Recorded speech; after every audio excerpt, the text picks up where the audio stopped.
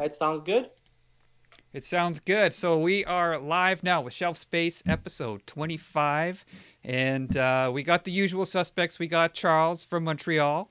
Hey, We got Gina from out in Toronto. Hello. And you'll notice we have a special guest also from Montreal. We have P.A. L'Espérance from House of Gog. Welcome, welcome. welcome to the show, P.A. So, House of Gog, we're going to talk all things House of Gog. We got Moonstone, we've got their brand new reveal, so we're going to go through that in a little bit. And we're going to talk some nerdy stuff at the end, what kind of influenced PA along the way. Um, so JW Statues is watching live with us, so I think he has a Moonstone as well. So hey JW, how you doing?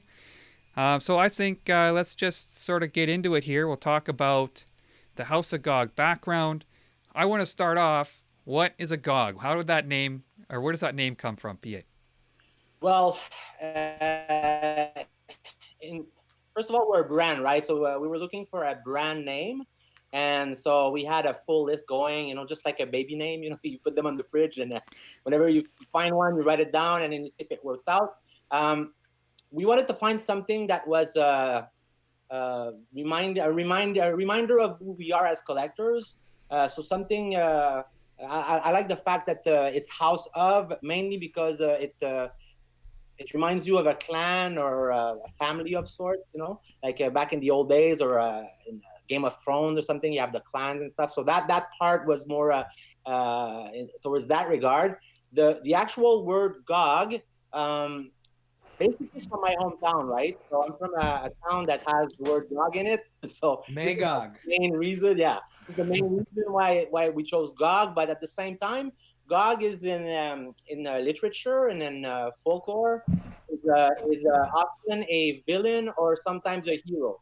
And it has a dual nature, which we thought was very appealing because as statue makers or high-end collectibles makers, we are going to be doing heroes like we did with Moonstone and now with Jack, but also villains. So by having a name that was a dual had a dual nature, we thought it was interesting as well in this regard.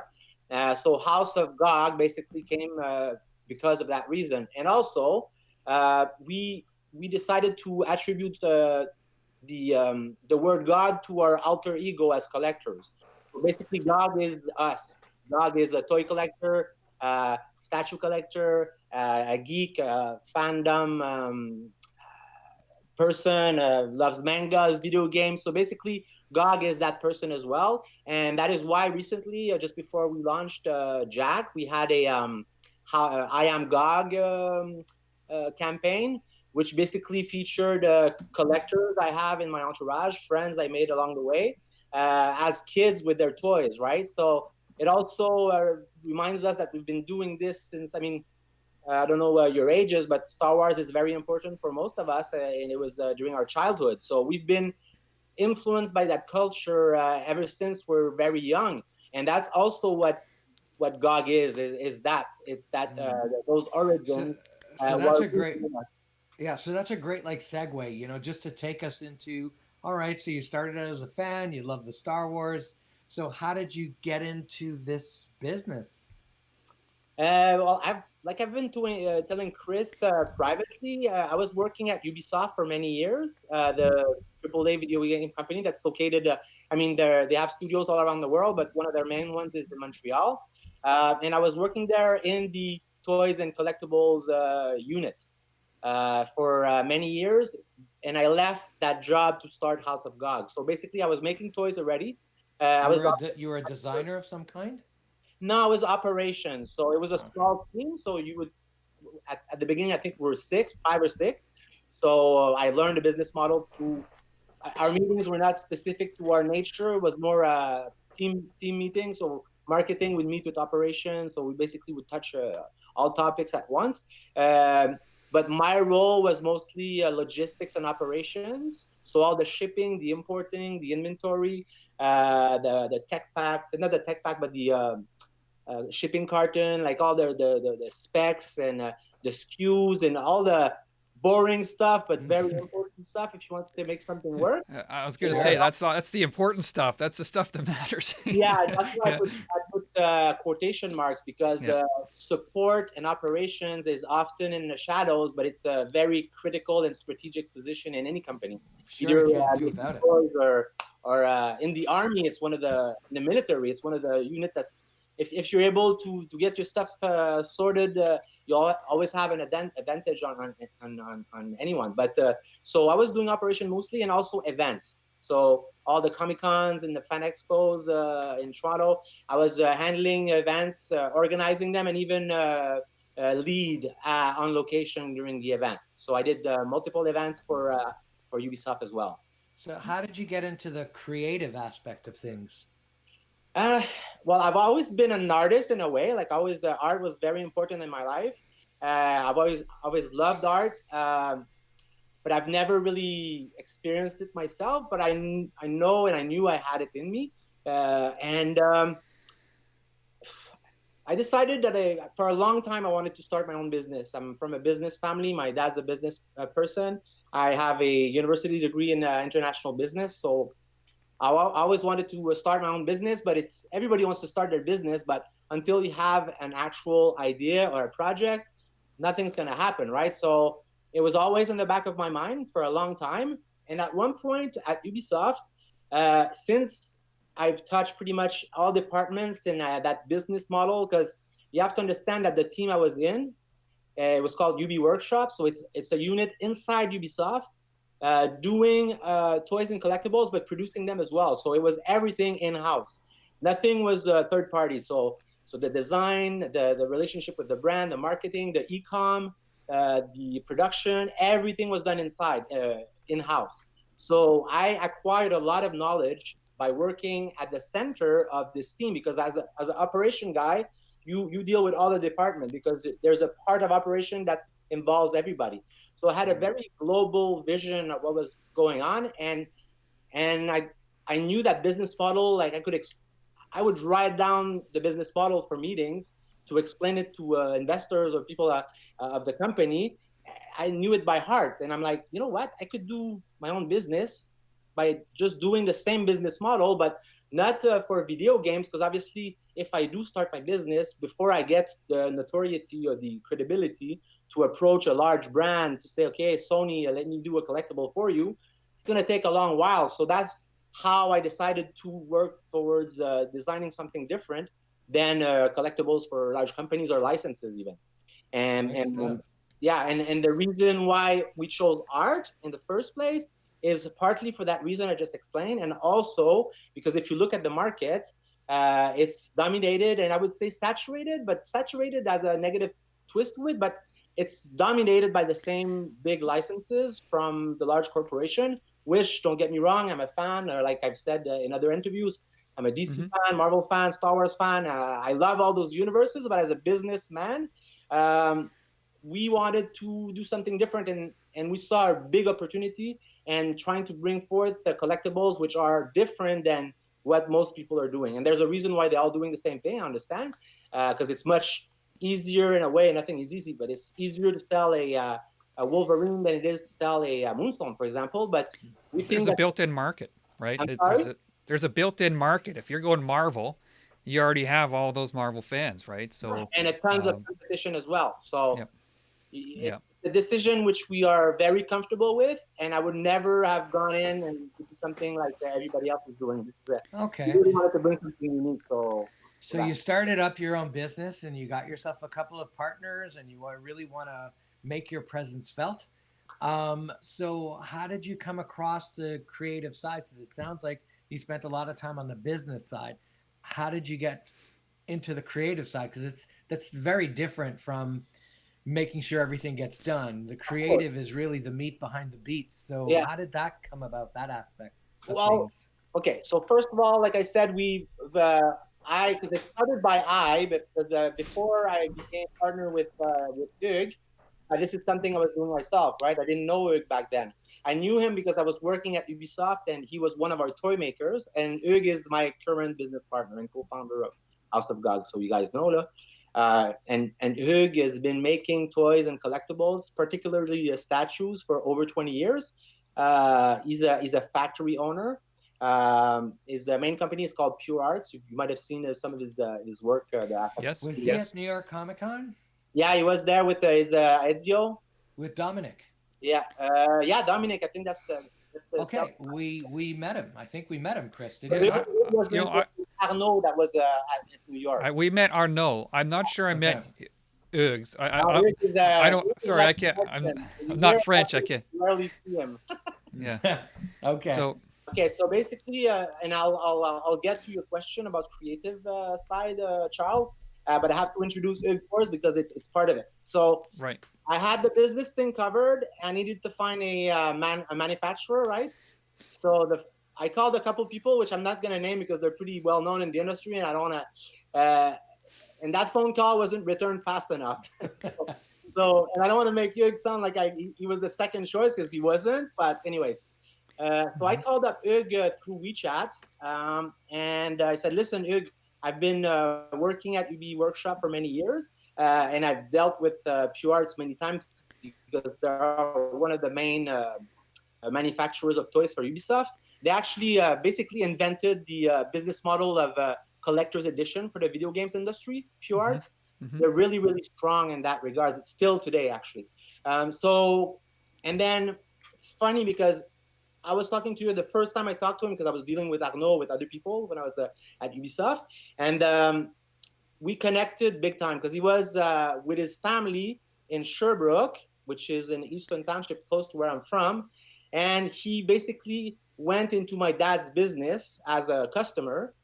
And he told me, "Oh, I want to do this thing, this tourism activity in Sherbrooke." And I'm like, "Oh, really? What was the name of it?" Tells me the name of it, and I said, "Well, listen, this is my dad's business." So, anyways, Okay. funny. So I just connected right away because he really had a great time. It was for Christmas with his family, so it was a very important moment for him. Connected big time and became really good friends. So I convinced him to be on board and even to be a partner with me.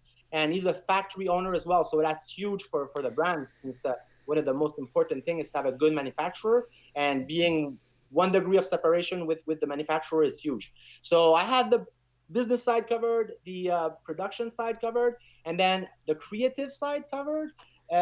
Will be covered in a way that since we're doing art statues, we decided to find amazing artists, world-class artists with an established audience, ideally, and collaborate with them to create statues.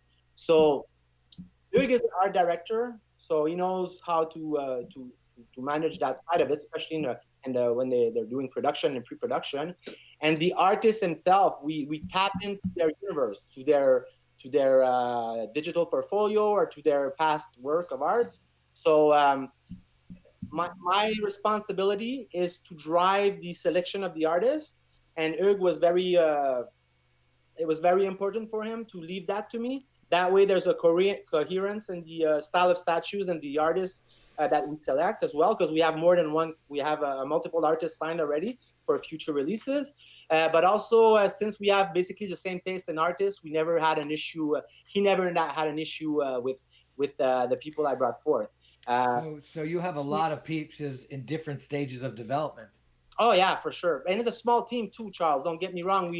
It's Hugues and I, and basically the artists right now, plus our outside collaborators. I have an amazing photo editor that we use for photo editing, and all the branding of our asset is another friend of my girlfriend actually who works at Ubisoft as well.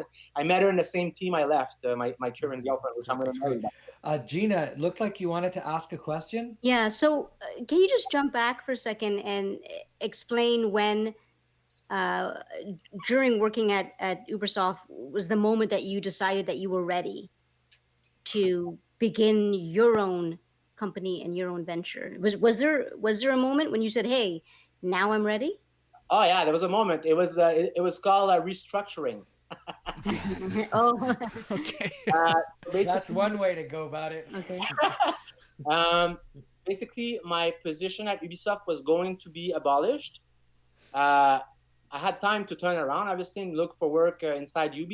But it was at that moment that I was kickstarted into accelerating the thought process of doing this. So that was the trigger moment. If to be precise. But it was brewing. It was almost ready to. The pasta was ready. Like it Yeah. was just that little push I needed. So Right. yeah. So let's talk about your first artist, Pascal Blanchet. Can you tell the story about how you met him? I think that's pretty interesting as well. Yeah. Well, back then, because Pascal now works at Behavior Interactive, which is a video game company in Montreal. But back then, he was working at Ubisoft in the same building as me, basically. Um, and I'm still very good friends with one of his coworkers. So every lunch back then, I would do some running because I'm a runner. I do half marathons. So I would go pick up my friend Ed, his name is, and for a run, for a lunch run. So we would go and do an hour run, and then come back, shower, and then work. And that was our routine. And every time I was going to pick up Ed at his desk, there was an artist working at the desk next to him, and they were working on a science fiction game which I can't name because it's still not unreleased, but a really cool game. And he was the art director on that game, the artist I'm referring to. And I was looking at his work, and it was just fascinating, and I was very intrigued by it. But I never spoke to the guy, but I just knew he was a good artist, a French artist, and that's that. When I started House of Gog, I was looking for artists, and there was this one artist in particular. I mean, I made a long list because there's a lot of great artists out there. Out In there, Quebec for sure. yeah, in Quebec, amazing, and even worldwide. But yeah, particularly in Quebec with all the video games company, and so there's a lot of great artists. And I made a list, and the number one artist on my list, even though they're pretty much all great, was Pascal Blanchet. But I hadn't connected the dots yet, and I'll tell you what the dots are. But uh, I don't know if you see the heavy metal magazine on the back there, but that was one of my favorite cover because I collect heavy metal. I have all kinds of magazines, and I really like that magazine. It's what introduced me to science fiction when I was younger. Um, I just showed you Metal Hurlant, but Metal Hurlant gave birth to heavy metal. So Metal Hurlant was French, but it's the same thing. Um, and then I realized at one point that the artist from that cover and the artist I found online, Pascal Blanchet, was the artist next to my buddy Ed at work. But I didn't know about it. And then it's eventually, I don't remember the exact moment I connected the two together, but it was like mind blown. Yeah, it's like it's just meant to be, right? Crazy. Like one of my Yeah. favorite artists was the guy that I was freaking out on his artwork at work. So, and then Yes. from that moment, I knew how to reach out to him because I know where he was. So I knew his email. So I just sent in an email, and I went to have lunch with him, and then convinced him to be on board with us. Yeah, so Great I'm just stuff. showing some of his artwork on the screen now. Incredible. Um, he does some amazing work, really. And can you explain his process? Like, because there's a 3D model in there, right? Or for Yeah, most of his work? it's basically a ZBrush 3D model that he starts with. And that model is built with a lot of kit bashing. So basically, kit bashing is you take existing elements and you kit bash them together. Like you were saying in your review, Chris, like some of the backpack, the jetpack of Moonstone is a Guzzi motorcycle engine. I mean, so you basically put parts together and you build a 3D model.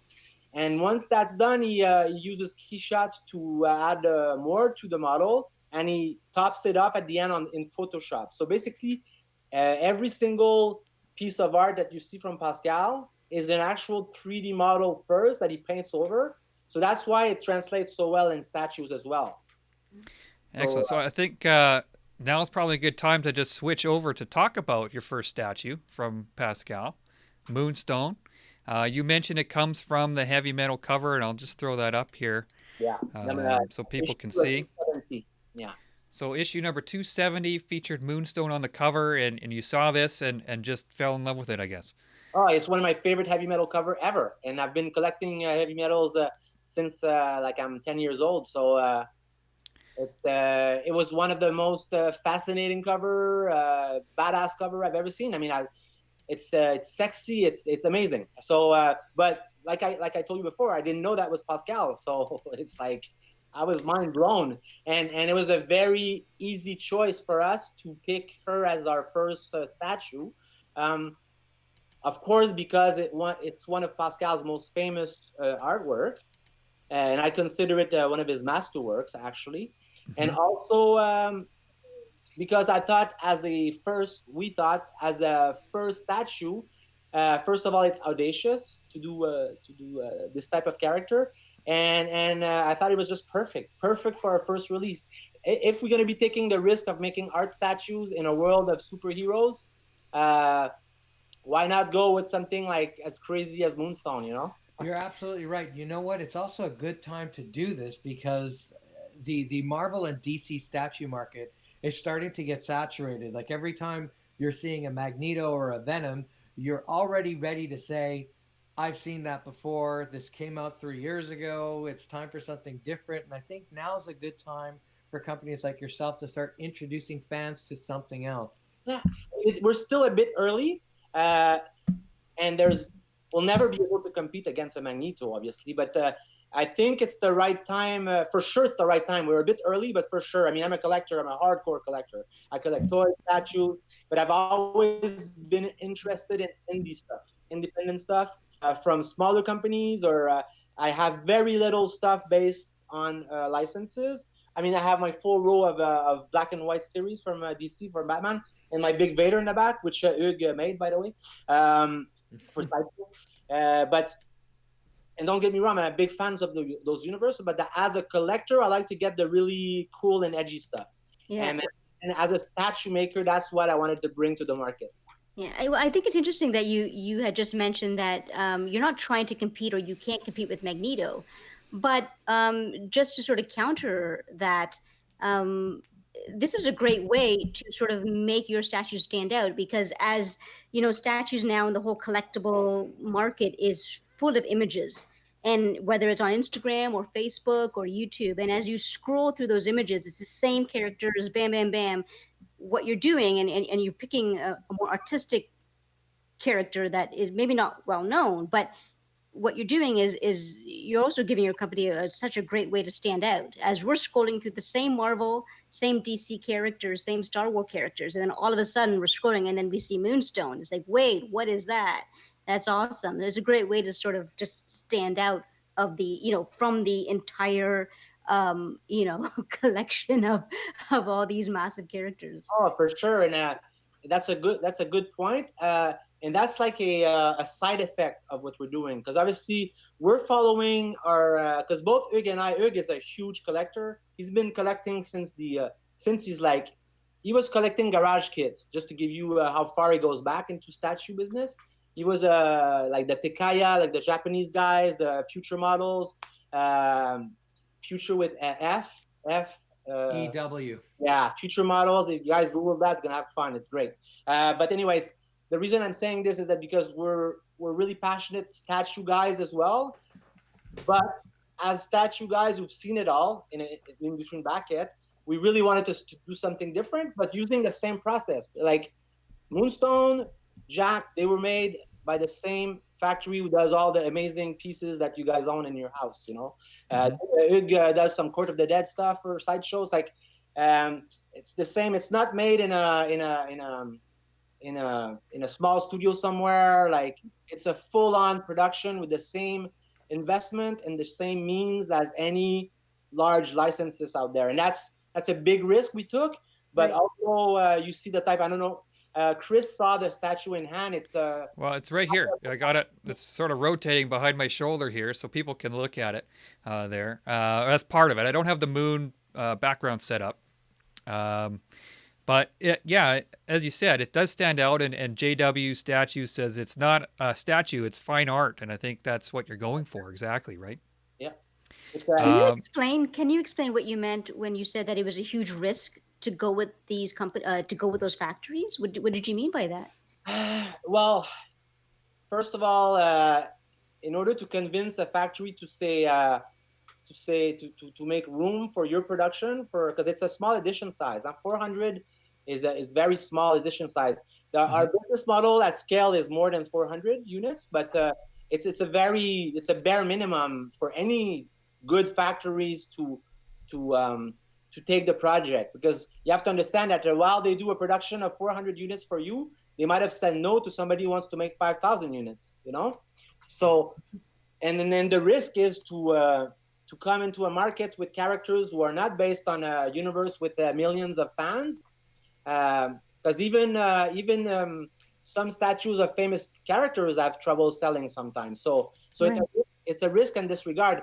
And also, we if you guys paid attention to follow their story so far, we put Moonstone on pre-order on the 17th of May, if I'm not mistaken, and we shipped her 5 months later. So Wow. Well, companies, that's because you have a direct tie to your production house, that's right? because we put our cojones on the table and we put up the cash first, right? Because often we people finance themselves with the pre-order money, but we decided to put our money first, and that's part of the risk also. So Okay. Kashi, can you explain that? For you to get such a quick turnaround on and getting that statue produced, was the factory producing the statue before the pre-order came in, or that's what you had to do? yeah, yeah, yeah. Yeah. Wow. And even Jack guys, Jack is ready to go. Wow. Yeah, Oh, the but second one. Yeah, we'll get into Jack in a second here. yeah, On no what worries. next topic? Yeah, Hugues owns the factory, so it's a bit. He has invested interest in House of Gog, so that helps in the convincing. But it's a risk definitely. for everybody. And just sort of tie into the you were mentioning in the background section that we were talking about just your whole background with Ubisoft and how became or you were involved with the logistics. Did that help in terms of you being able to secure this factory? The fact that you had the connections, that you knew the entire process, did that help with getting? For sure, it helped. But the game changer here is my relationship with Hugues and the connection I have with him. Uh, Often, if you hear about the business stories, there's always a moment of magic or a moment of luck, of coincidence. And I think a big, I mean, House of God would not exist if it wasn't for Hugues, obviously, because he's such a knowledgeable and a strong statue maker. But also the connection we have allowed me to convince him and to convince him to be a partner too, because he could have just said, "Okay, I'll make the statues for you," but he became an actual partner, and that changes everything. So. Because what we're trying to build right now is not a one-hit wonder. We have the ambition to become one of the big statues company out there. Um, you know, Is there a plan to extend beyond this kind of a license? Like, are you thinking about? we want to stay away from licenses. Yeah, we want to continue making art statues. We want to, because a big part of our ethos is also to support art and artists, because our business model is sometimes people very rarely, but sometimes when people bug with the price point, we have to tell them, listen, guys, we give big royalties to the artist. This is a shared revenue business model. So Pascal is making money as well as us. It's not something, okay, Pascal, we're gonna buy your design. Pascal makes money each unit we sell. It's a royalty based model, and it's generous royalties, because you can't pretend to be supporting artists if you're gonna be cheap on the royalties. So That's true. so we put our money where our mouth is. I think that's the proper way to That's the say it. expression. That's it. Yep. Yeah. Yeah. So to answer your question, we're not interested in doing licenses. Pure Arts, Hugues' main company, is doing great licenses himself. Assassin's Creed, Dark Soul, he has a bunch of them. Great products coming up as well. So that's what's driving Pure Arts, like video games, collectibles, and video games, movie-related licenses. Um House of Gog is going to stay uh, art driven, art focused, but always really cool art and characters. And our next couple, three artists are amazing. But that obviously that implies that people are supporting us enough to be able to continue, because obviously we need to make this work in order to be able to continue. So far, the response has been amazing. Thank you to a lot of you who are helping us in this regard, either by promoting our brand or inviting us on shows like this. But yeah, we really want to bring something really cool, and we're going to continue to do so for sure. So Okay. let's talk about the production side of Moonstone. Obviously, I've got the statue in hand, and when you get it, a first-hand look at it, it's a pretty intricate piece. There must have been some major challenges along the way with this one. Oh, it's huge, huge. This is not something you could have done in traditional sculpting. Obviously, this is because of the tubings and all the intricate parts, but also it's a very audacious piece to ship as well, because there's a lot of elements that can break on that statues, and obviously there's a high breakage percentage in the industry in general, but even more so for pieces like this. So that's why we've used a lot of R&D, and some parts of Moonstones were cast in soft resin, not PVC. We're not rich enough to afford the PVC molds, because PVC has a bad rep, but it's actually a really good material, and it doesn't break. So there's other issues that comes with PVC, but I think us collectors are really hard on PVC I because think this is a conversation for another day. It could oh, get into a half-hour debate. for sure. Listen, I'm a resin guy, but I don't have that. I don't carry that stigma towards it as much, because I know how good a PVC piece can be. But anyways, Yeah. It's uh, changing though. Well, no, but The that's I think attitude. that's why it's important for someone like you who's in the industry and has such an extensive background in the industry to sort of explain that to us who are sort of pull the curtain away and let us know that you know but often the problem is that if the company didn't tell you that there were PVC parts on your statue and you receive it, you're going to be frustrated. hmm I think that's one That of the elements Because why. people were feeling ripped off, but attitude is starting to change towards PVC. It's not looked upon the same way now as it was like 5 years ago. No, I agree, and like you said, it's a separate conversation altogether.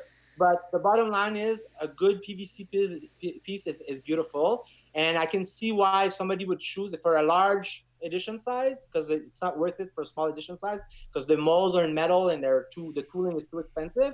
But you can make, let's say, parts that would most likely break. You do in PVC. It's a very smart move, but also you have to work to deal with the reputation of PVC. I think there's some education, without wanting to sound patronizing, but hmm a bit of education to be made with PVC. But PVC can be badass. I guarantee you, there's a lot of Yeah. companies doing full PVC piece who are amazing.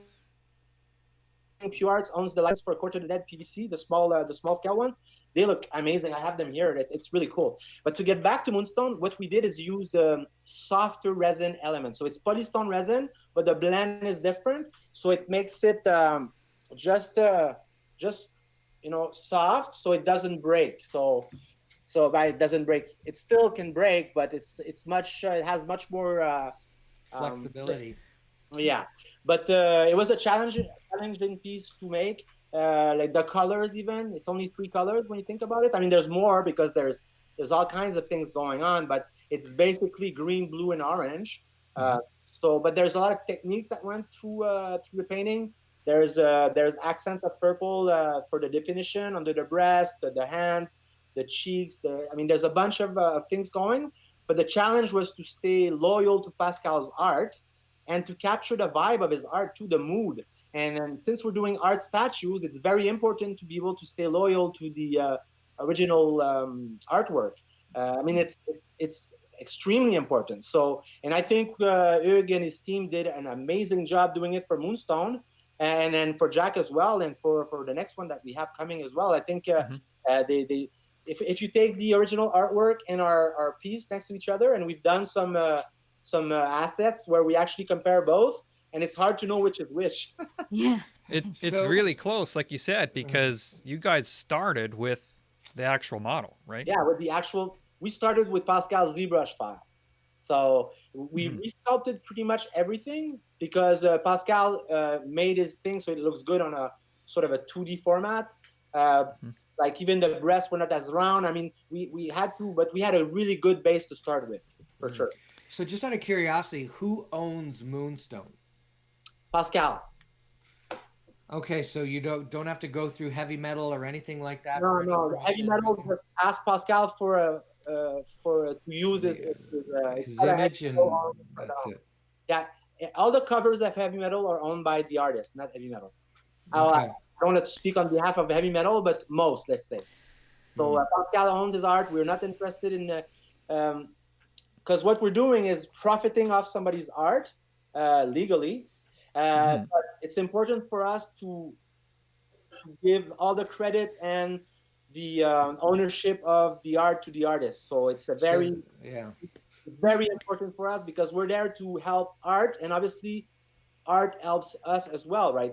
Pascal's Sure. notoriety and fame helps our brand for sure, and we have access to amazing characters and art. So it's like basically a two-way relationship for sure. But the artist keeps all the rights.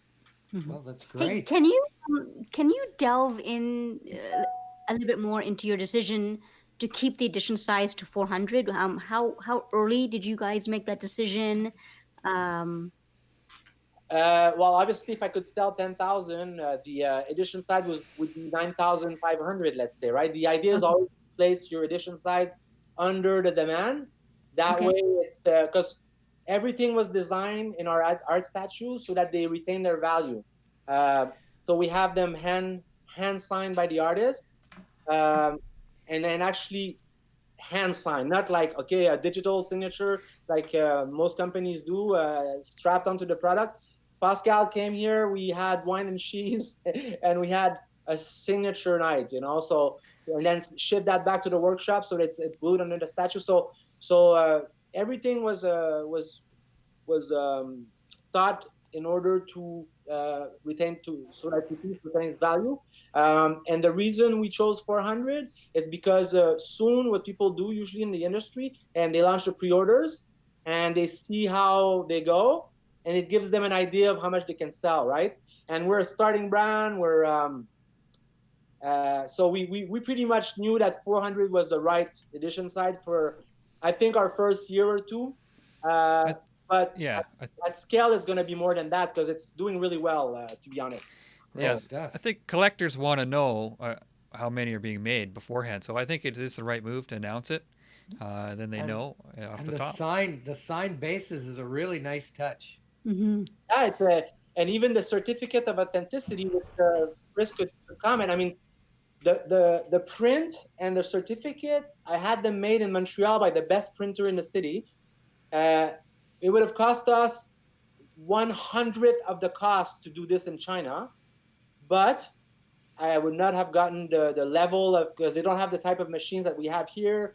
It's very intricate stuff, and the certificate were hand signed as well by Irgini, and even and that's something that a lot of people know. I don't think I've mentioned it to anyone, maybe by replying to customers, but the 51st certificate and pedestal plates were signed with a gold marker, and the rest with silver. It's just a tiny little touch, but there's a Okay. lot of Oh, I didn't know that. Yeah, a lot of little stuff that went into it, and lots of yeah. love.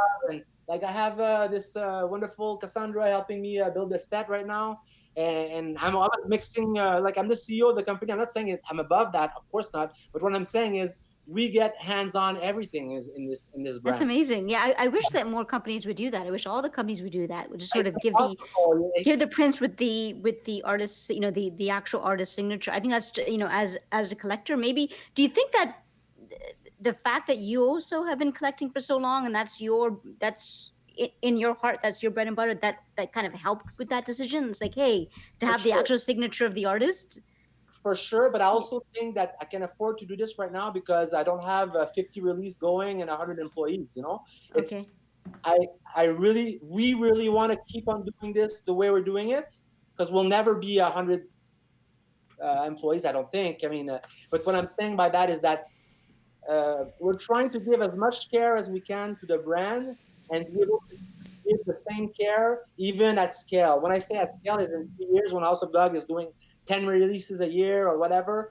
So because if you give too much now and you can't keep it up, people will be disappointed, right? So whatever we Mhm. give now, it's something we'll be able to give all the time in terms of customer service or attention to details and stuff like that. But to answer your question more precisely, it's mostly because we're collectors. Both Hugues and I are collectors, passionate collectors. So Mhm. for me, having a because we analyzed the having the signature digitally printed and even on our print and stuff, and I'm like, it's not real. I mean, the real Yeah. signature is adds so much value, It especially does. Yeah.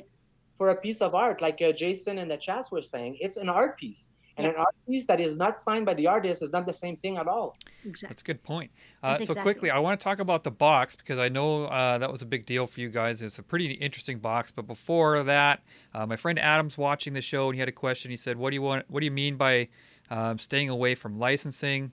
I think you're talking about just the big time licenses. You're staying away from Marvel, DC, that type of stuff.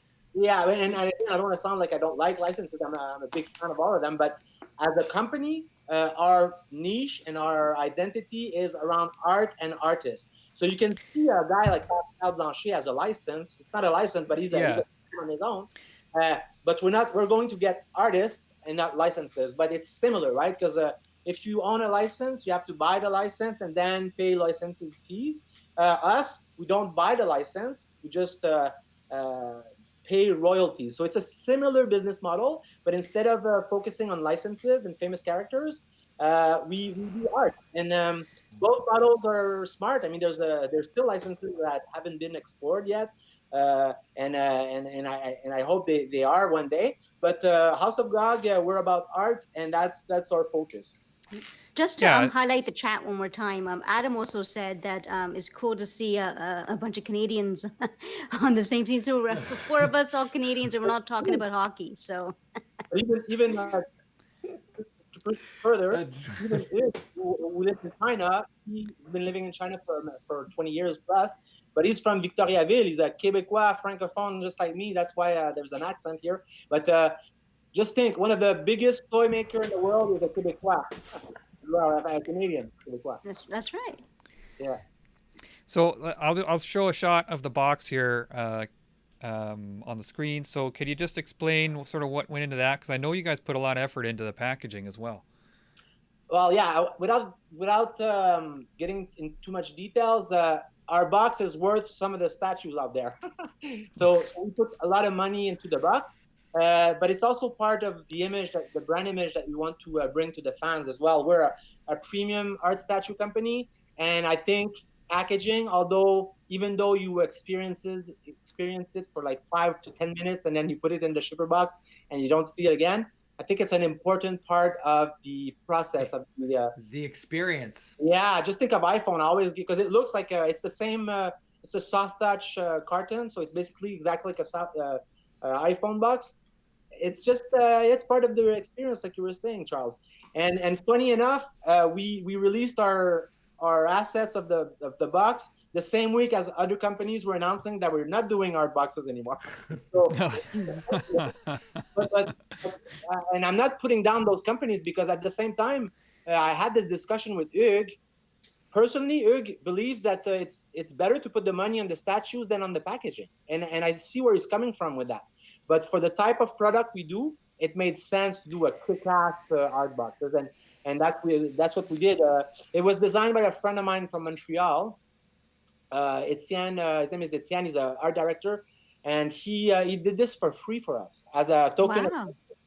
And his box, we've you'll see with Jack, as we've used his design for Jack as well. Um, so Jack's box is badass. We'll reveal it in a couple of weeks, but it's the same design, but just adapted to Jack. So Okay, so speaking of Jack, let's move on and talk about that one. This is your next release, a follow up to Moonstone, yep, and same artist, so it's part of the Pascal yeah, series. part of Pascal's universe. This was our tease basically that we posted. Just the one that with the satellite, that's Jack's satellite circling the relic planet and sending Jack coordinates for targets. Because Jack is she's a female character. If you read her intro story, which we posted online, she's also a female character, but she's a bit more dressed than Moonstone. But she's a female character, and she's a giant hunter. But she's also a technology, like she scavenges technology.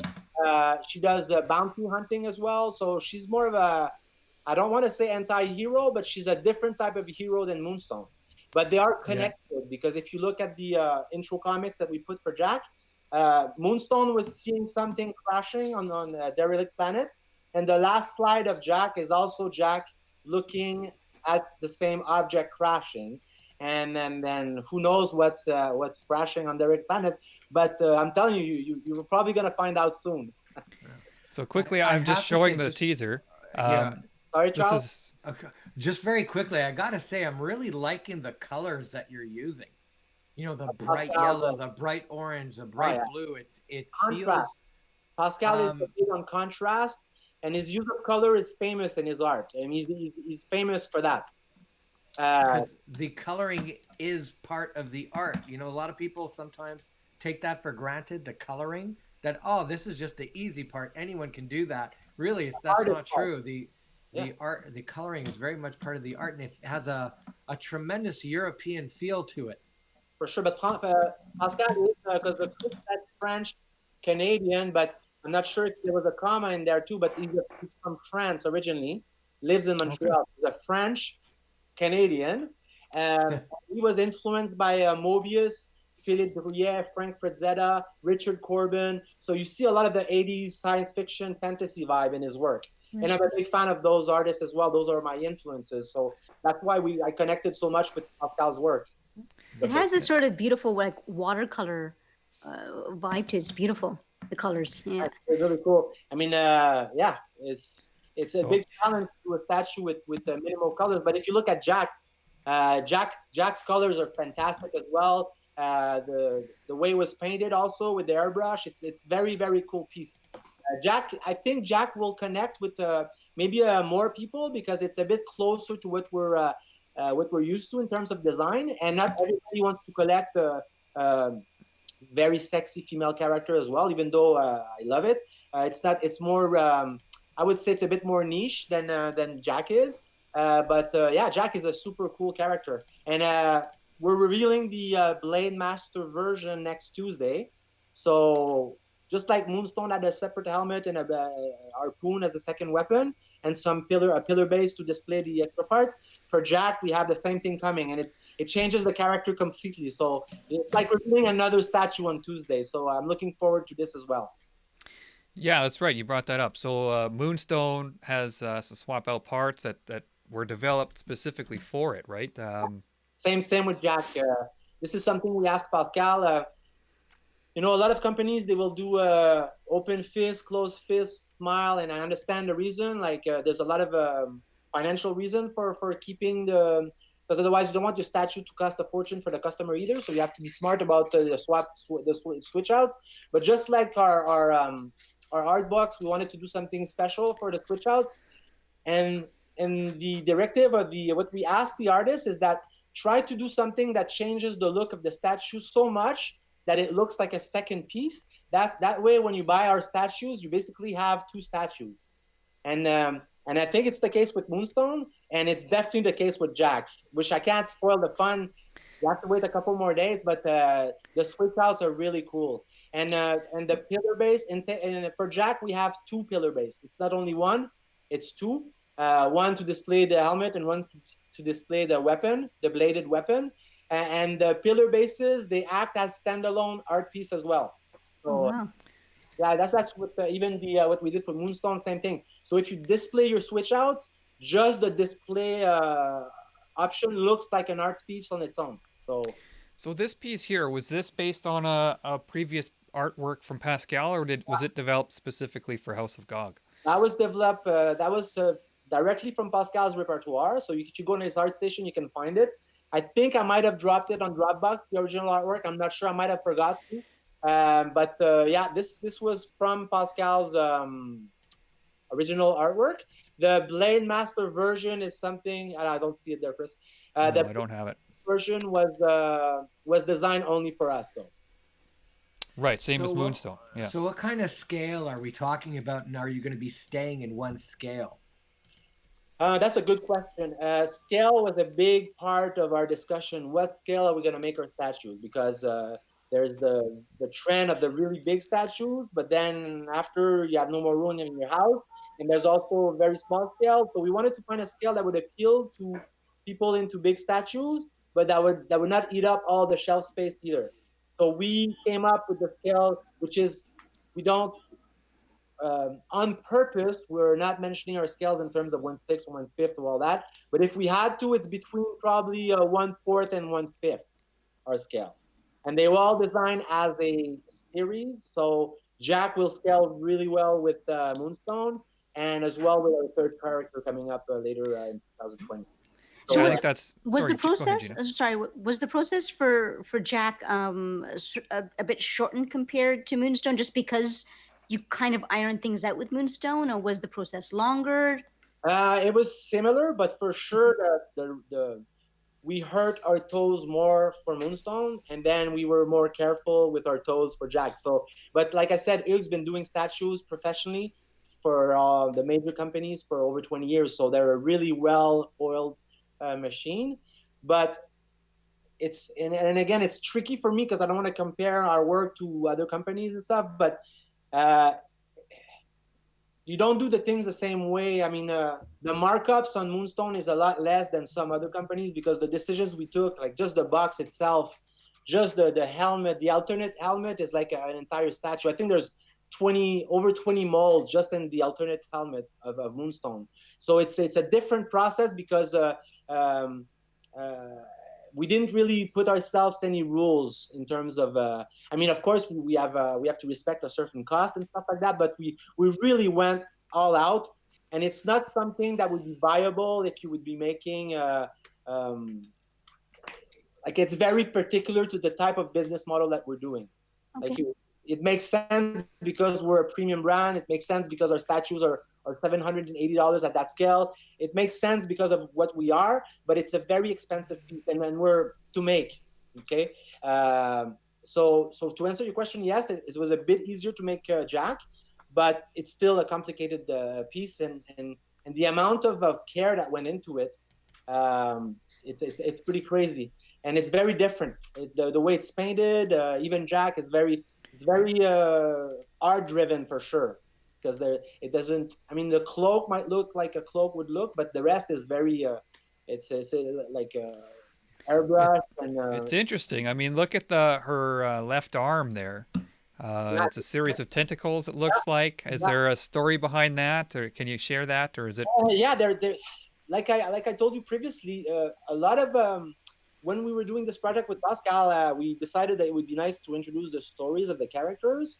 But again, we don't want to be stuck in a situation where the story drives our brand. It has to be art, right? The Mhm. story is secondary and it's fun, but it should be about art first.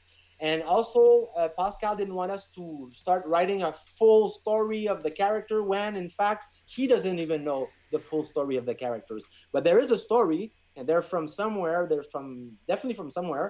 But on purpose, we wanted to leave it a bit vague so that we are not constrained by the story, and also that we can bring new elements to it, and also leave the fan's imagination do some of the work. Uh, if you're asking me what the tentacles are doing, I think they're just going to be helping him capture things or even fight to stop to block hits or bullets.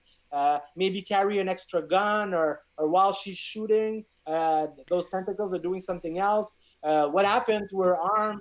Did she lose it somewhere? Like it's and then Right. some of the questions we'll be able to answer for sure along the line because we don't know where this story is going to take us.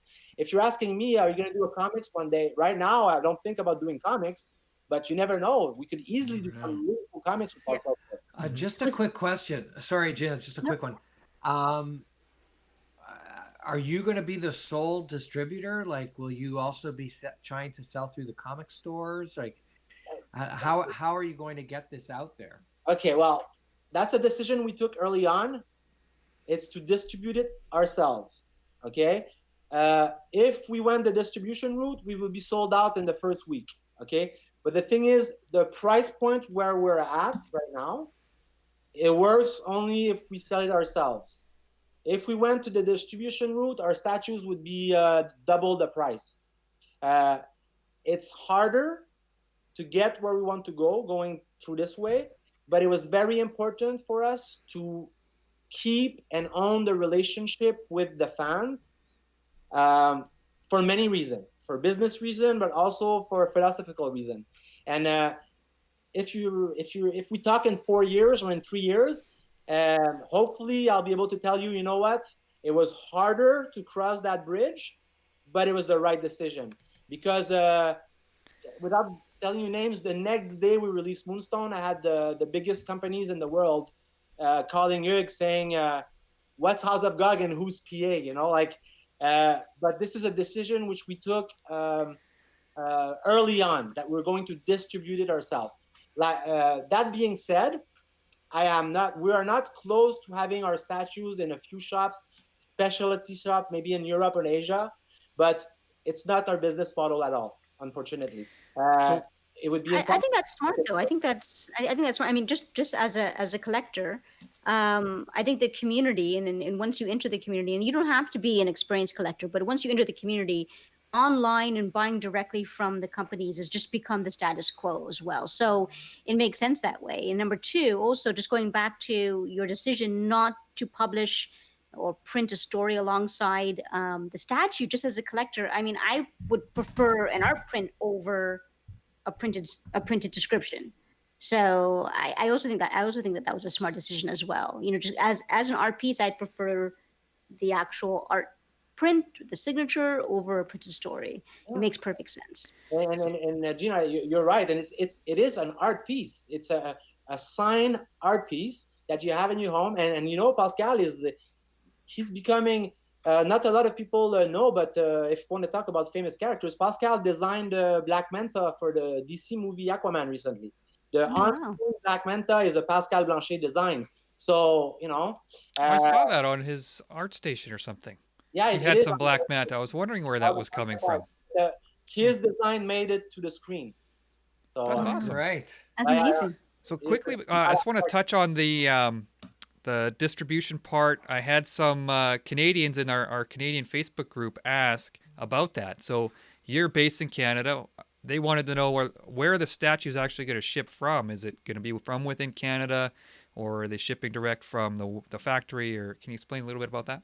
yeah, we're shipping some orders from the factory, but as soon as we're shipping the bulk of the production to Canada. So I think I answered you by message also, Chris. But for Canadian fans who would like to order and save on duty and stuff like that, they can wait and then buy it once the production is in Canada and it's going to ship from Montreal. So um, That's a huge plus for Canadians, I got to say, because if you can avoid that duty and maybe pay, a little less on the shipping costs because it's coming from within Canada. I mean, I think that's a huge bonus for Canadian collectors. yeah, and you know what, Chris, the Canadian collectors then can send us an email at info@House House of Gog and just say, listen, I'm 30 minutes from Montreal. Can we meet somewhere? And we can meet at Pure Arts. I'll bring the statue there, and it can even save on shipping that way. This is something we can still do as a small startup company.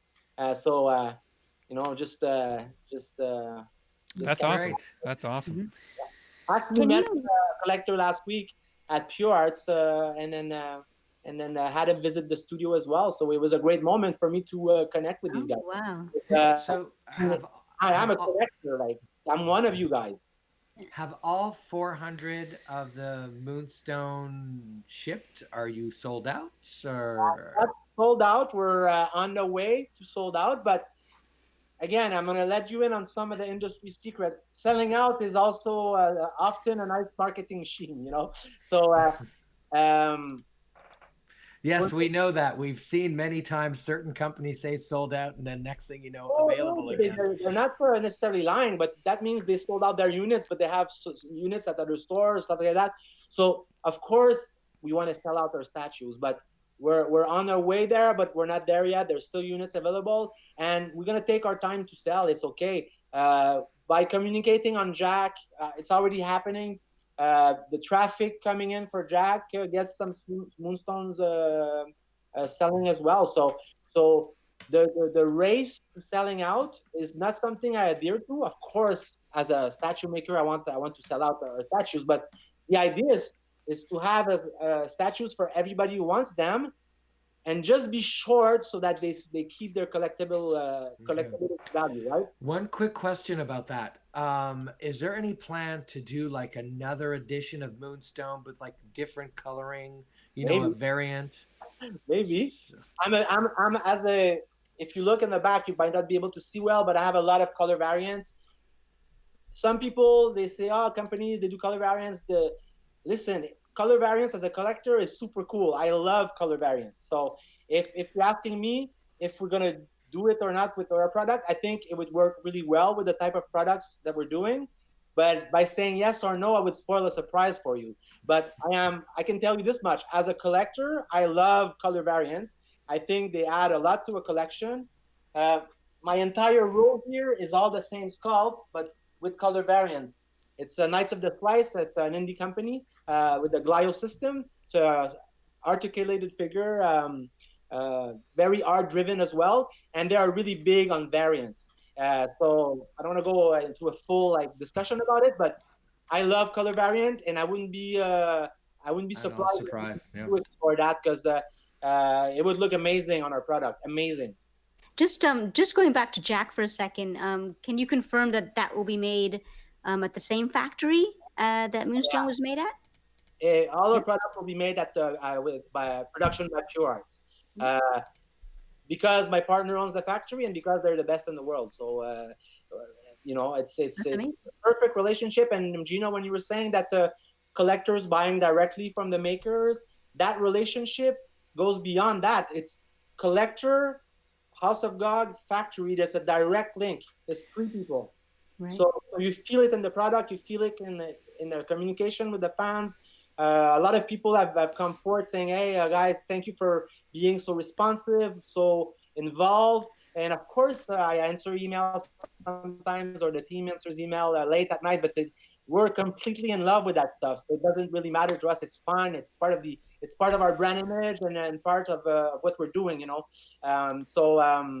Yeah. Well, actually, just to add to what you're saying there, so someone who's watching the show in the live chat, I think JW Statues mentioned that he had contacted you for like a bit of help on his Moonstone. So just in terms of customer service, you're right there, and you're just in an hour you get a reply from us. Yeah. And hopefully you can keep that even at scale. This is important. Too many times, and I can understand why it's hard to keep up, especially with large companies, and it's a challenge. And I'm not, and I totally relate to it. But in my perspective, as president of House of Gog, and Hugues shares this with me, we really want to be on top of this all the time because we don't exist without the fans. It doesn't. Our brand it doesn't exist without you guys. So and it's a two-way relationship. So we can't just take your money and that's it. We have to give something back. Of course, we give you a kick-ass product as well, but it goes beyond that. Customer service, if there's any issue, breakages or anything, we take care of you. If you look at our policy, it's the satisfaction guarantees, basically. So if you don't like the statue, you return it to us. If it's broken, we'll fix it for you, send you extra parts. You're fully taken care of. That's guaranteed. Wow. So quickly about Jack, you mentioned you're well into production already. So these photos that you've been posting, is this an actual production piece? It's actual product. Yeah. And Okay, Jack, guys, it's ready to ship. We're gonna announce it next Friday in more details, but Jack's production is done, guys.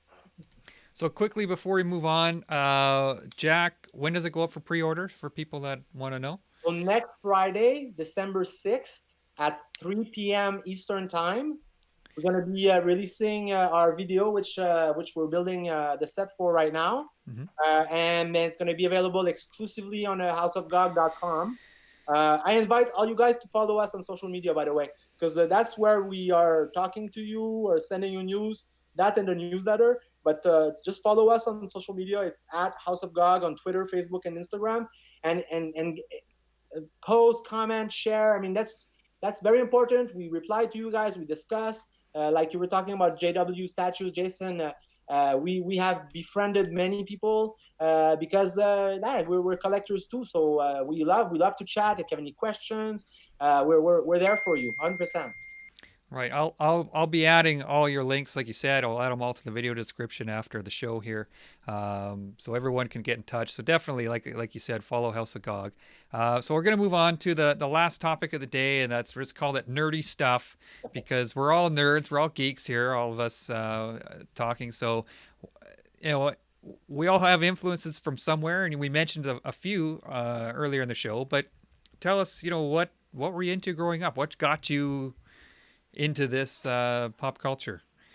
For sure, Star Wars. I mean, this is the my biggest influence is Star Wars. I have a big Star Wars collection. I have Vader supervising me in the back. He hasn't choked me yet, so I guess I'm doing good. But no, seriously, I'm a '70s kid, late '70s kid. I grew up with Star Wars. I thought I was Luke Skywalker up until I was like 17 years old. But I still think I'm Spider-Man, so it's good. yeah, there Yeah. you go. So, big Star Wars fan in Quebec, and I think Charles will be able to relate to this. Well, maybe more for the francophones, but we had Goldorak, which Oh is yeah, I remember Goldorak and Actarus. I remember Grandizer that in stuff. English, I think. Yeah, Sorry. it's Grandizer, I think. Yeah, Grandizer is how Yeah. the Basically, the story is Quebec, France bought the rights on a lot of mangas, Japanese mangas, in the '70s, and they sold the rights to all the francophonies, so basically to Quebec, to all the places that spoke French. So we had access to mangas, which probably were a bit too mature for our kids. But I grew up with Captain Flam, which is Hardlock, or Captain yeah, Hardlock. Captain Harlock, yeah. Yeah, that's Albatar. Then Captain Flam was I don't know the name in English, but a lot of Japanese Go Nagai mangas that were translated in French. So a big Japanese influence as a kid and huge Star Wars influence as a kid. And obviously all the Marvel and DC stuff came as well. I was watching a lot of So Batman when I was a kid. this makes me ask this question. I know you're not into licenses, but if you could do a statue of anybody, who would it be? What would Well, you like to take a crack and use your own imagination, your own creativity, I give it would. the House of I God don't want to touch? give any ideas to my competition, but if I could get Pascal Blanchet to do a Darth Vader in Pascal Blanchet style, oof.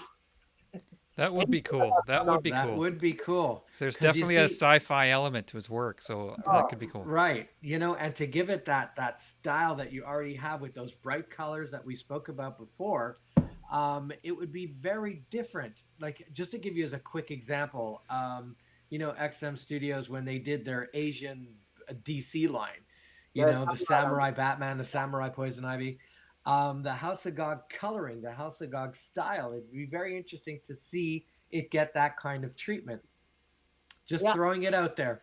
It's so many things you can do, but at the same time, you have to, as a company, you have to find your groove, right? Yeah. But I think we'll be able to build something really cool because I have the vision I have the long-term vision in my head, and so does Ug. So we know what's coming, and we know how it's gonna look on the shelf, right, at scale. So our next artist is incredible. The one after that too, and it's all like very edgy stuff. So it's it's something different, and I think we're gonna be bringing this taste to a lot of collectors because we're talking about Jason in the chat, but there's a bunch of other guys that I know, guys and girls that are big DC and Marvel fan, and they're dipping their toes into our stuff. And I think we're starting to collect with them. It's a harder sell on those groups because they're focused mostly on the licenses. But through that crowd, there's the early adopters and the cool like the people who are more sensitive to that type of stuff who are popping out. Well, I mean, I kind of fall. I sort of fall in that boat as well. I'm in that boat as well, where I DC, Marvel, Star Wars is what influenced me. But then, as you begin to view and interpret statues more as an art form, I find myself moving to independent license toy, designer toys. You're seeing it as a art form. But with you being such a big Star Wars fan, I have to ask: are you fully enveloped in the Mandalorian TV show right now? With Baby Yoda? I love it. Okay, so yeah, with your connections, I mean, have you found any Baby Yoda merch yet? No, but what's funny? You know who has a Moonstone on his desk? Who's that? Doug Chiang, the VP of Star Wars at Lucasfilm. He's Really? Oh wow! Great. and we sent him a Moonstone. So Moonstone is in the Star Wars universe right now indirectly. Wow! But yeah, Mandalorian is excellent. I mean, I'm a big Boba Fett fan. I have his ship here in the back. And Sweet even one. Yeah. coincidentally enough, our character fits totally in that bounty hunter It vibe. does. It That's does. Yeah. coincidence that Totally, we totally. released her at the same time as all the group, like the vibe was good for Mandalorians. I think it's going to help us as well. But I love the show so far. I think John Favreau did an amazing job. And I'm a big Bill Burr fan, and Bill Burr is in the show. He's a Mhm. comedian. Anyways, it's an amazing show. I think it has united a lot of Star Wars fans who sometimes I'm a very easy Star Wars fan. I loved all the movies. Even Jar Jar Binks doesn't bother me that much. Oh well. Love it, but it doesn't feel like I'm a That's hardcore. You It's are hard. hardcore. Man, you might have lost a point or two there. exactly. I'm gonna get some emails on hate email. No, but seriously, I'm a big Star Wars fan, and I'm an easy. I really love those movies. I'm much more conciliant towards even the weaker ones, but the Mandalorian is doing an amazing job so far. It And seems to be, yeah, it seems to be so, universally, praised by Star Wars. Why, and this is not just for you, but for everyone on the panel, why do you guys think it has such a wide appeal? Why do you think it actually hit a nerve in a good way and finally succeeded? Why this show? Um, I guess PA, you want to start? Go ahead. well, yeah, I can just. I think it connects to first of all, John Favreau is excellent. Like he's an excellent guy for this type of work, and he's proven it. He's proved it with the other movies he's made. But also it's based. I don't know the Japanese movie again, but it's based on a fundamental concept of the father figure taking care of a younger child, protecting it against evil. We've Like seen a it Yeah, lone wolf and cub. that's right. exactly that thing. So just like some video game. In in Asia, I believe it was called. Was it called the Samurai Assassin? I Or forget what it was called. the lone wolf or what? I Yeah, think the it was lone called wolf Lone and Wolf cub or something. Yeah. had a. I Oh, believe but go ahead. I'm interrupting. no, no, Go no, ahead. but it's because we're saying the exact same thing. I think there's that. So a fundamental concept, and also it is a western. It is a western, and we connect to that. It's like we've seen that story before, and I think it's a well-made story. So it's well executed, but it's based on something that all can relate to. And also, it's just beautiful. The acting is good. The humor is just. I mean, Just I'll enough. give you an example of something that I found was amazing. You see Baby Yoda unscrew that little That's my favorite scene. yeah, unscrews it, then the Mandalorian takes it back and screws it at the first episode or second. But then in the last, and I have goosebumps when I'm telling you this. I told my girlfriend this because it's a small little detail, but it speaks volumes. Yoda does he does it a second time, and he lets him do it the second James pulls it off and just gives it time. to him. To him, exactly. That's what he did.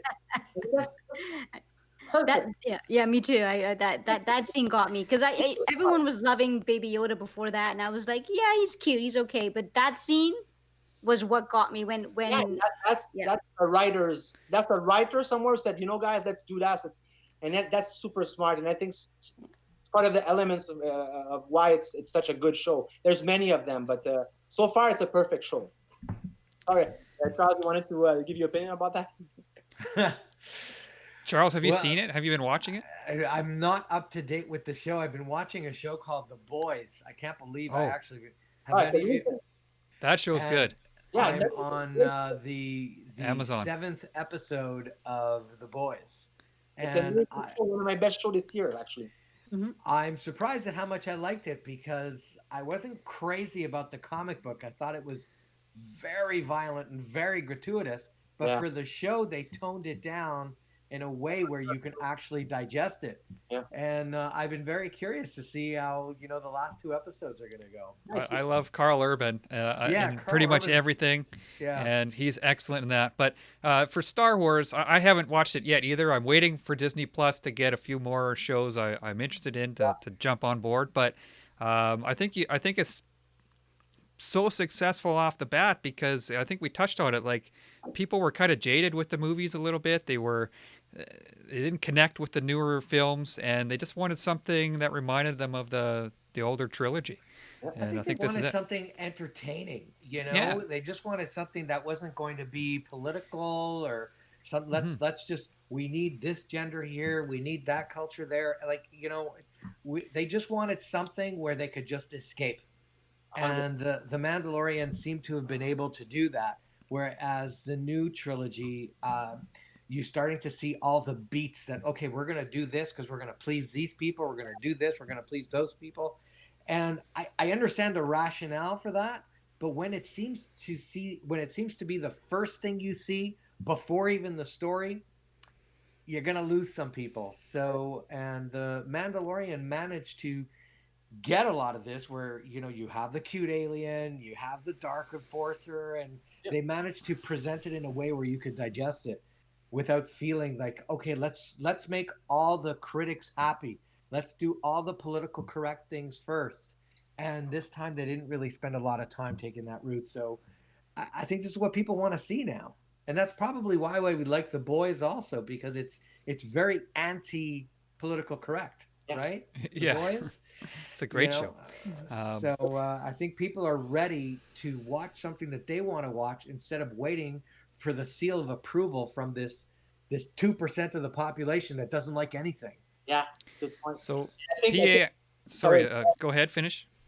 Yeah, you, I think those movies were made by somebody who say, okay, no compromises. I'm gonna do something which I think is genuine and authentic. And I don't want to compare those types of work with what we're doing at House of Gog, but that's what we're doing at House of Gog. We're doing something that we think in our heart is the right thing with no compromises, without trying to please anybody. And we just hope we're gonna connect with people. And then it's not a flip of a coin. I mean, I'm a collector, so I'm thinking, listen, what we're doing. If I love what we're doing, I'm sure other people will love what I'm doing. But Well, you're trusting your taste. yeah, You're trusting your vision, and if you don't have that, you really don't have anything. So as long as you trust your vision, people will see it. They'll hopefully, respond. and so far, both Rick and I are pretty happy with what's happening. But to get back to the Mandalorian quickly, I think that show he did a show. Of course, he wants to please the Star Wars fan, but I'm sure they are Star Wars fans themselves, and it shows. It looks like a genuinely made A, show. yeah, a love for the genre. 100%. So I think we were chatting on Facebook there, PA, and you're a big gamer, Yeah, big video gamer. You play games sort of as a child or as a kid growing up. I played. I used to have a Atari system. I played Vectrex. I don't even know if people know Vectrex. Intellivision. I've been gaming since I'm a child, and I was a professional video gamer. I was a video game tester at Ubisoft in the early 2000s. My name is on many games, including the Prince of Persia series. Just before they did Assassin's Creed, so I did Sands of Time, Warrior Within. Uh, Actually, I can claim I have the longest name in the credit. So growing up, a lot of those systems are coming back like in style now, the retro systems. Is there a game that kind of stands out to you from when you're a kid that you still love to play today? Uh, I'm a I'm an RPG guy personally, so Mm-hmm. I've Mm-hmm. always be big on RPGs. I was playing Ashran's Call, which was in the time of EverQuest and Ultima Online. Um, Mm-hmm. I played a lot of Ashran's Call. I mean, now it doesn't exist anymore, but and then I played WoW and all those games. I'm playing The Witcher right now. Seems like I've been playing The Witcher 3 for like 5 years. This game never ends. But I'm very big on RPG, so Diablo and all those games. So right now I'm playing Ghost Recon Breakpoint with one of my buddies from Toronto. But I played Okay. the Division 2 before, Ubisoft titles, because my girlfriend works at Ubi, so we get the games for like $18 employee. Nice. So, Yeah. well, that's one of the reasons, but they make great games as well. But I've been playing a lot of Ubisoft games lately. But to be honest, I watch more games on Twitch than I play games now. My kids do that. My kids watch more. I'm like, why don't you have this game? Go play it. Yeah, personally, I give so much to House of God from 7 a.m. to because think I'm working with China, right? So there's a night shift for House of God. So by 8 o'clock at night, it's 9 a.m. in China. Hmm. Now Ig starts to call me, and then just like people. So I have a night shift as well. So by the time it's 10 o'clock, I don't feel like making my brain work for video games. I rather sit in my bed with headset and watch video games. So lately, I've been watching more video games than playing. But I'm playing Breakpoint right now, Ghost Recon for sure. I mean, it's the game I'm playing with one of my buddy. But I don't spend as much time as I used to playing video games. Have you ever played a game called Persona 5? Or I have you heard heard of it? who makes that? It's I forget who makes it. It's a Japanese RPG. Yeah. What's Okay, yeah? keep that one in mind. Yeah, I think you'd like that one. Because if you have an anime background, excellent game. But I asked this question of every gamer that comes on the show because Gina's a big gamer. She's a gamer at heart, but No, she she I'm a represses it. And I she mean, won't let it out. self-imposed, Yeah, she won't self-imposed let it ban out. on So gaming. if you had to recommend one game to get Gina back into gaming, what would it be? I don't know. It depends on your taste. Like I would say Minecraft is really fun, but it depends if you like that type of I My son plays Minecraft and he loves it. it's amazing. Minecraft is amazing, but it's a very particular game, right? So if you don't like that type of like mining a mountain, I mean, I would say Gina try to for a very cheap amount of dollars. I would try No Man's Sky. No Man's Sky. Oh, okay. It's Okay, I know that one. great Yeah. exploration game. It's visually absolutely incredible, and it's very very cheap to make a mistake. Meaning that it's maybe $20, and if you don't like it, you lost $20. So it's not like getting into a game that's going to cost you $80. No Man's Sky is an amazing game, and it's a bit like a Minecraft because you have to mine materials and stuff like that. But it's just space exploring, and the it's called procedural. I'm going to try to say it in English, but it's a new thing. Well, new. They've been doing this for a long time, but now it's much more advanced. Basically, the world generates itself randomly. So not one planet is the same. So it's procedurally generated. So basically, computer games company would use procedural techniques to create the texture of wood on the woods in the game or the water. It's an algorithm that knows how water should look like, so it generates water randomly.